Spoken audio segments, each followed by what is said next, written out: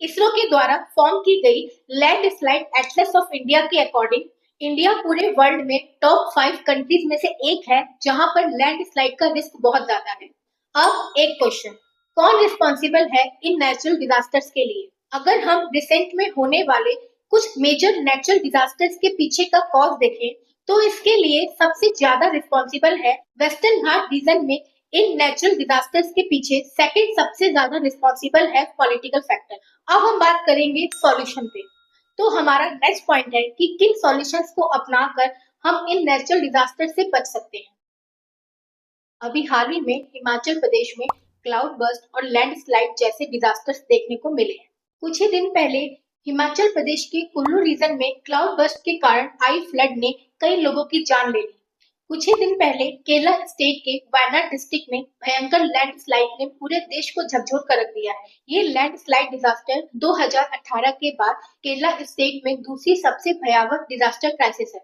इससे पहले 16 अगस्त 2018 में केरला स्टेट में सेवियर फ्लड क्राइसिस आई थी, जिसने लगभग 500 लोगों की जान ली थी। इस साल 2024 में फिर से 30 जुलाई को केरला स्टेट के वायनाड डिस्ट्रिक्ट में एक भयंकर लैंडस्लाइड डिजास्टर होने से तबाही मच गई। इस वीडियो को रिकॉर्ड करते वक्त लगभग 300 से ज्यादा लोगों की जान चली गई और 300 से ज्यादा लोग लापता हैं। लैंडस्लाइड के समय ऊपर पहाड़ों से आया हुआ मलबा नदी के साथ बहुत दूर तक बहकर कई गांवों को अपने साथ बहा ले गया। कुछ न्यूज रिपोर्ट्स के अकॉर्डिंग इस डिजास्टर में जिन लोगों की जान गई उनकी बॉडी रोड पर 50 से 60 किलोमीटर दूर तक और नदी के बहाव में 12 किलोमीटर दूर तक मिली है। आप इससे ये अनुमान लगा सकते हैं कि ये लैंडस्लाइड डिजास्टर कितना खतरनाक था और इसने कितनी तबाही मचाई। अब यहाँ एक क्वेश्चन उठता है कि कौन जिम्मेदार है इतने बड़े डिजास्टर्स के लिए। इस क्वेश्चन से पहले हम कुछ इंपॉर्टेंट टॉपिक्स पर डिस्कस करेंगे, जैसे कि लैंडस्लाइड क्या है, लैंडस्लाइड के पीछे कौन कौन से मेन रीजंस हैं, इंडिया में मेजर लैंडस्लाइड प्रोन रीजंस कौन कौन से हैं। अभी रिसेंटली हिमाचल प्रदेश में लैंडस्लाइड हुआ, वायनाड डिस्ट्रिक्ट में लैंडस्लाइड हुआ, तो हम डिस्कस करेंगे कि हिमालयन रीजन के लैंडस्लाइड और वेस्टर्न घाट रीजन की लैंडस्लाइड में क्या डिफरेंसेस हैं। और लास्ट में हम सॉल्यूशन पर बात करेंगे कि लैंडस्लाइड डिजास्टर से बचने के लिए हमें कौन कौन से सॉल्यूशंस अपनाने चाहिए। तो आइए इन टॉपिक्स के बारे में इस वीडियो में समझते हैं। Hi everyone, my name is Pooja Gupta. आप सबका स्वागत है मेरे चैनल माय सिविल सर्विसेज में। अगर ये वीडियो आपको अच्छा लगे तो इस वीडियो को लाइक करिए, शेयर करिए और मेरे चैनल माय सिविल सर्विसेज को सब्सक्राइब करिए। तो चलिए शुरू करते हैं। तो हमारा फर्स्ट टॉपिक है व्हाट आर लैंडस्लाइड्स। अगर हम लैंडस्लाइड की बात करें तो जब एक बहुत बड़े अमाउंट में रॉक, डेब्रिस और सॉइल किसी स्लोपी सरफेस से अर्थ ग्रेविटी के इन्फ्लुएंस में नीचे की तरफ सडन मूव करने लगे या गिरने लगे तो उसे हम लैंडस्लाइड कहते हैं। अगर आप लैंडस्लाइड की डेफिनेशन देखना चाहते हैं तो यहाँ पर देख सकते हैं। अब हमारा सेकंड पॉइंट है कॉजेस बिहाइंड लैंडस्लाइड। लैंडस्लाइड बहुत सारे फैक्टर्स के कारण हो सकता है, जैसे कि earth gravity, heavy rainfall, earthquakes, volcanic activities या ह्यूमन एक्टिविटीज। अगर हम लैंडस्लाइड के कॉजेस को क्लासिफाई करें तो इसको मेनली 2 फैक्टर्स में इसका क्लासिफिकेशन कर सकते हैं। First, natural factors. Natural factors वो फैक्टर्स होते हैं जिनमें ह्यूमन का इंटरफेरेंस नहीं होता है। अगर हम नेचुरल फैक्टर्स की बात करें तो इसमें सबसे पहले आता है हैवी रेनफॉल। काफी देर तक बहुत ज्यादा बारिश स्लोपी सरफेस की जो रॉक्स होती हैं उनके पार्टिकल्स को वीक कर देते हैं, जिससे वो लूज हो जाते हैं और ये loosely bound rock particles water के साथ मिलकर हैवी हो जाते हैं और स्लोप से नीचे गिरने लगते हैं। अभी रिसेंटली हिमाचल प्रदेश की लैंडस्लाइड और केरला की वायनाड डिस्ट्रिक्ट की लैंडस्लाइड का मेन रीजन ये हैवी रेनफॉल ही है, जिसकी वजह से स्लोप के ऊपर की लेयर मलबे के रूप में नीचे गिरने लगी। इस मलबे ने रिवर के वाटर में फंस करके रिवर के कोर्स को चेंज कर दिया और इस मलबे और पानी के सडन फ्लो ने बहुत दूर तक तबाही मचा दी। सेकंड नेचुरल फैक्टर है अर्थक्वेक।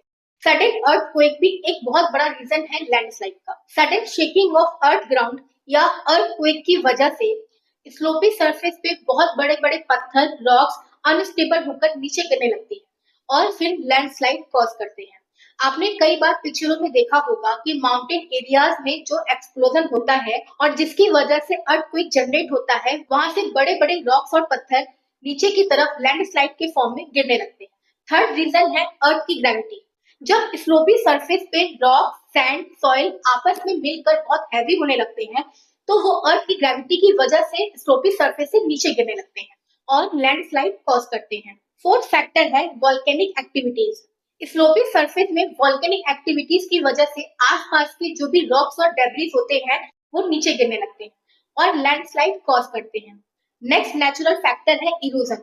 जब माउंटेन एरिया से रिवर्स या ग्लेशियर्स फ्लो करते हैं तो उनके कंटिन्यूअस फ्लो की वजह से आसपास की जो रॉक्स होती हैं उनके पार्टिकल्स वीक हो जाते हैं और ये loosely bound rock particles reverse और ग्लेशियर्स के साथ इरोड होकर नीचे गिरने लगते हैं और लैंडस्लाइड कॉज करते हैं। सेकेंड है एंथ्रोपोजेनिक या ह्यूमन एक्टिविटीज। ये एक ऐसा फैक्टर है जो कि आज के समय आने वाले नेचुरल डिजास्टर्स के पीछे एक बहुत बड़ा रीजन है।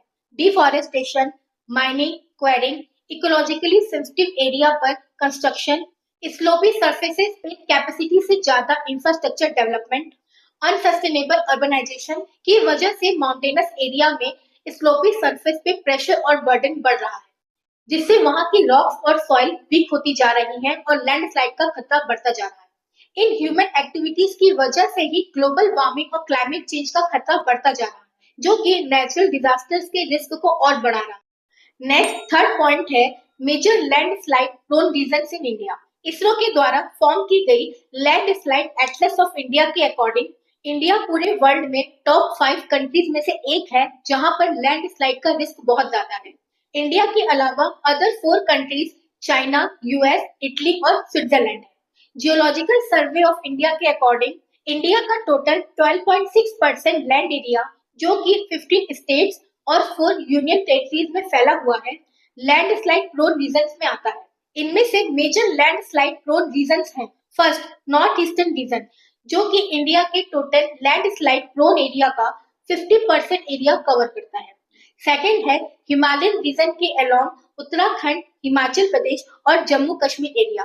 थर्ड है साउथ के वेस्टर्न घाट रीजन के अलोंग महाराष्ट्र, गोवा, कर्नाटका, केरला और तमिलनाडु का एरिया। फोर्थ है ईस्टर्न घाट के अलोंग आंध्र प्रदेश में अराकू रीजन। और फिफ्थ है वेस्टर्न घाट के वेस्टर्न साइड में केरला स्टेट में अप्रॉक्स 17,000 स्क्वायर किलोमीटर का एरिया। फोर्थ पॉइंट है recent major landslide incidents in India. अगर कुछ रिसेंट ईयर्स में देखा जाए तो इंडिया में ऐसे बहुत सारे मेजर लैंडस्लाइड डिजास्टर्स हुए हैं जिनकी वजह से लाखों लोगों की लाइफ अफेक्ट हुई है, जैसे कि 2013 में केदारनाथ उत्तराखंड, 2020 में पेट्टीमुडी केरला, 2021 में मुंबई महाराष्ट्र, 2022 में तुपाल मणिपुर, 2023 में रायगढ़ महाराष्ट्र, 2024 में आइजॉल मिजोरम और शिरू कर्नाटका और अब 2024 में ही सबसे खतरनाक वायनाड लैंडस्लाइड डिजास्टर। अब हमारा फिफ्थ पॉइंट है difference between Himalayan and western Ghat region landslide. India में नॉर्थ में हिमालयन रीजन और साउथ में वेस्टर्न घाट रीजन दोनों ही लैंडस्लाइड प्रोन रीजन है, जहां पर लगभग हर साल मेजर लैंडस्लाइड डिजास्टर देखने को मिलते हैं। फिर भी दोनों रीजन्स में होने वाले लैंडस्लाइड्स में कुछ डिफरेंसेस हैं, जैसे कि हिमालयन रीजन में जो लैंडस्लाइड होते हैं उनमें नेचुरल फैक्टर्स ज्यादा रोल प्ले करते हैं। अगर हम इन नेचुरल फैक्टर्स को देखें तो फर्स्ट है इंडियन प्लेट का यूरेशियन प्लेट के अंदर होने वाली कन्वर्जन मूवमेंट की वजह से हाई अर्थक्वेक एक्टिविटीज। सेकेंड है हिमालयन रीजन में पाई जाने वाली सेडिमेंट्री रॉक्स जो कि लूजली बाउंड होती हैं और इजीली इरोड हो जाती हैं। थर्ड है हिमालयन रीजन में ग्लेशियर मेल्टिंग की वजह से यंग और एनर्जेटिक रिवर्स का फ्लो, जैसे कि गंगा, यमुना, रावी, व्यास एक्सेट्रा। फोर्थ रीजन है हैवी रेनफॉल और स्नोफॉल। कुछ ह्यूमन एक्टिविटीज जैसे कि deforestation, jute cultivation, stubble burning, construction of tunnels, ये सब भी रिस्पॉन्सिबल है। अगर हम वेस्टर्न घाट रीजन में होने वाले लैंडस्लाइड को देखें तो इनमें ह्यूमन एक्टिविटीज ज्यादा रोल प्ले करती हैं, जैसे कि mining and quarrying, agriculture activities, wind mill projects, deforestation, unplanned urbanisation, human activities की वजह से ओवरबर्डन ऑफ स्लोपी सरफेस और कुछ नेचुरल फैक्टर्स जैसे कि intense and heavy rainfall.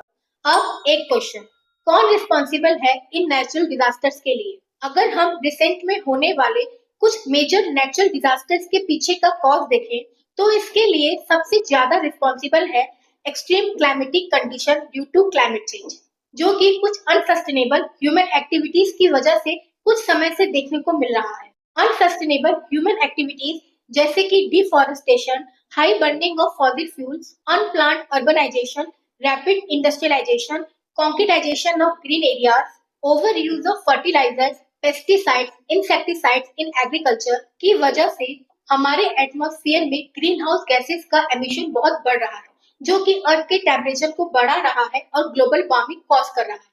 IPCC inter governmental panel on climate change के अकॉर्डिंग पिछले 200 सालों में हमारे अर्थ का टेम्परेचर 1.5 डिग्री सेल्सियस तक बढ़ गया है, जो कि 2050 तक 2 डिग्री सेल्सियस तक बढ़ सकता है। और इसी ग्लोबल वार्मिंग की वजह से क्लाइमेट चेंज और एक्सट्रीम क्लाइमेटिक कंडीशंस देखने को मिल रही हैं, जैसे कि समर में इतनी ज्यादा गर्मी कि सेवियर हीट वेव्स के रिकॉर्ड भी टूट जाते हैं और टेम्परेचर 53 डिग्री सेल्सियस तक पहुंच जाता है। विंटर्स में इतनी ठंड पड़ती है कि कोल्ड वेव कंडीशंस और चिलिंग इफेक्ट की वजह से नॉर्दर्न इंडिया में प्लेन एरियाज का टेम्परेचर माइनस में चला जाता है। और मानसून सीजन में या तो इतनी बारिश होती है कि फ्लड आ जाता है, या तो बिल्कुल बारिश नहीं होती और सूखा पड़ जाता है।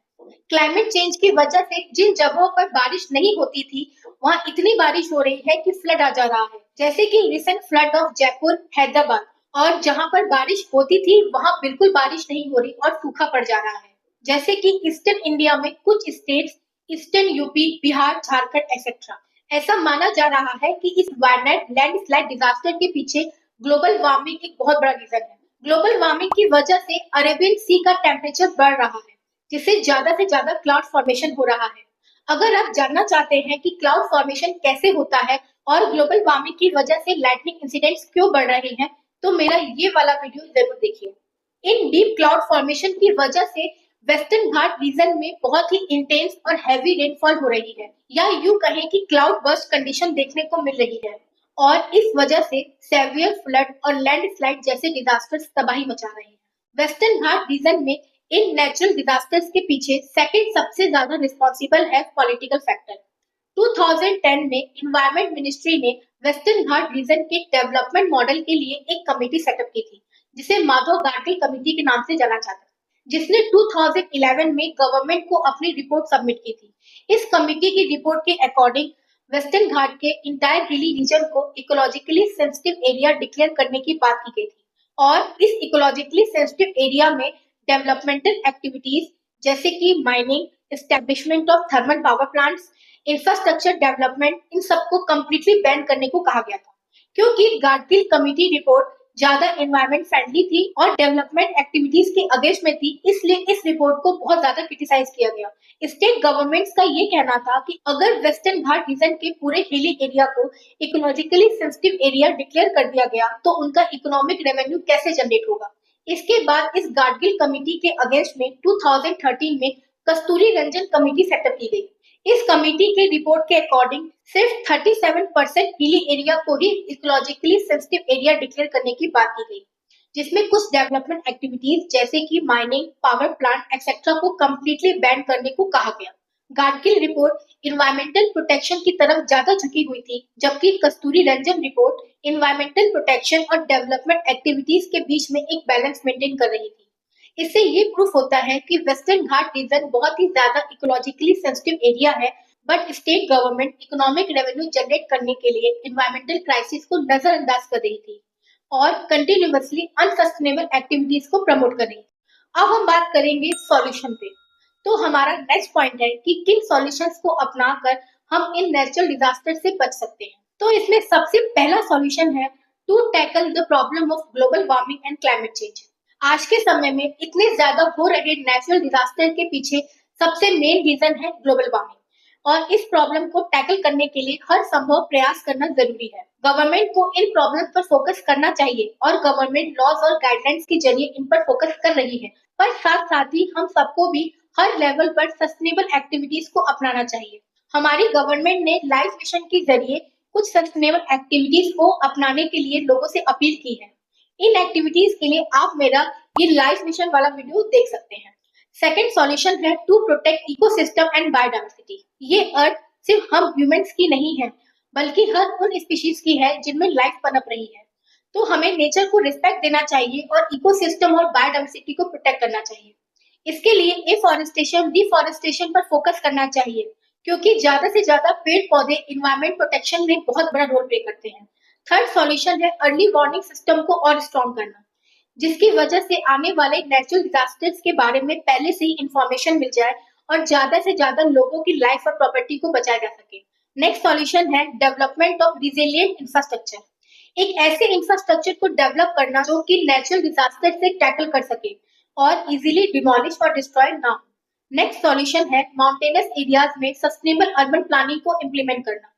इसके लिए स्लोपी सरफेस पे heavy construction, heavy vegetation, agriculture, overburden of infrastructure development, इन सबको रेस्ट्रिक्ट करना पड़ेगा। नेक्स्ट सॉल्यूशन है माउंटेनस एरियाज में retaining walls, bio engineering techniques, soil conservation activities etcetera को प्रमोट करना चाहिए, जिससे कि स्लोपी सरफेस को स्टेबलाइज किया जा सके और जिससे लैंडस्लाइड जैसे इंसिडेंट्स कम हो सके। नेक्स्ट सॉल्यूशन है लैंडस्लाइड प्रोन रीजन्स में रेजिडेंशियल एरियाज नहीं होने चाहिए, जिसके लिए लोगों में अवेयरनेस को स्प्रेड करना चाहिए।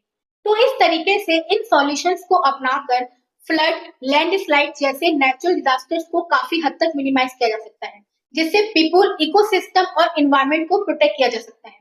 तो आपको क्या लगता है कि इन नेचुरल डिजास्टर से बचने के लिए और कौन-कौन से सॉल्यूशंस को अपनाना चाहिए? कमेंट करके जरूर बताइए। तो मिलते हैं नेक्स्ट वीडियो में नेक्स्ट टॉपिक के साथ। तब तक के लिए खुश रहिए, स्वस्थ रहिए। Thank you.